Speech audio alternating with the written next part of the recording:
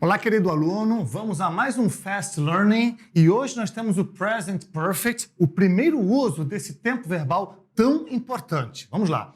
Vamos lembrar que o Present Perfect ele é sempre formado pelo auxiliar have, que pode também vir no formato de has, tá? Have ou has, mais o verbo principal conjugado no particípio, que no inglês a gente chama de participle. Muito bem, essa é a estrutura do Present Perfect. Bem, esse tempo verbal, ele proporciona duas interpretações muito distintas uma da outra, tá? Observe comigo aqui, ó. Primeiramente, uma ação que já aconteceu, uma ação do passado, ok? Vamos ver esse exemplo. I have painted my house. Então, nesse caso em particular, eu poderia traduzir esta frase desta forma. Eu pintei a minha casa está prontinha, pintada, acabei, certo? Daqui a pouco a gente vai ver que esse tipo de passado, tá? Ele é utilizado quando a gente não informa quando aconteceu. Como no caso desse exemplo, eu deixei completamente em branco, né? Eu não disse quando que eu pintei a casa. Mas o mesmo tempo verbal chamado Present Perfect também pode representar uma ação do presente, uma ação que ainda acontece hoje em dia, ok? Vamos ver numa outra ocasião que isso ocorre quando nós tivermos a presença ou da palavra since ou da palavra for. É uma outra aula, o segundo uso do Present Perfect. Então, nesta frase, I have worked here since 2020, eu poderia traduzir que eu trabalho, porque eu ainda trabalho, né, aqui desde este ano, tá bom? Mas o nosso foco hoje é o primeiro uso do Present Perfect, a primeira interpretação desse tempo verbal. Então, aqui nós temos uma ação do passado, tá? Só que é aquele tipo de passado em que a gente não informa quando ocorreu.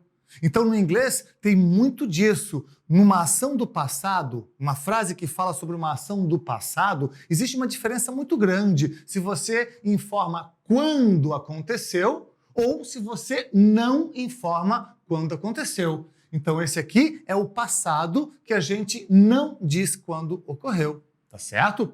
O nome do tempo verbal tá lá, present, mas ele não representa sempre uma ação do presente. O nome é presente apenas porque o auxiliar, have ou has, está na forma original, na forma base, tá bom? Vamos lá. Então aqui nós temos um exemplo, I have bought a new car. Então essa estrutura, I have bought, então eu poderia traduzir como eu comprei, porque é uma ação que já aconteceu. Eu comprei o quê? Um carro novo. Tá? Outro exemplo, Susie has seen you. Vamos lembrar que a gente utiliza has quando o sujeito da oração for he, she, it. Muito bem, no caso aqui she, né? Ela, a Susie. Então, como é que eu traduziria esta frase? O que aconteceu aqui? Susie viu você. Certo? Tipo, você foi visto pela Susie, ok? Muito bem, então as frases, ambas, não informam quando as ações ocorreram. Não informa nem quando eu comprei o novo carro, não informa nem quando que a Suzy viu você. Por isso, utilizamos o auxiliar have, ou has, dependendo do sujeito, né? Então aqui, have bought, comprei, has seen, viu. Muito bem. Agora, cuidado, tá? Por que cuidado? Porque ao informar quando a ação ocorreu, a gente não pode mais utilizar esse passado aqui. Nesse caso, se a gente informa quando ocorreu, utilizaremos o simple past.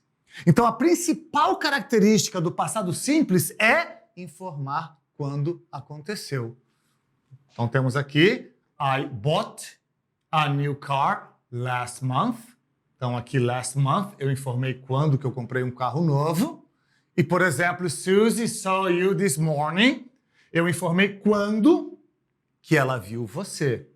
Em ambos os casos, eu utilizei o passado simples. Por quê? Porque eu informei quando. Ali em cima, não informei quando. Não posso utilizar o passado simples. O que eu uso? o present perfect.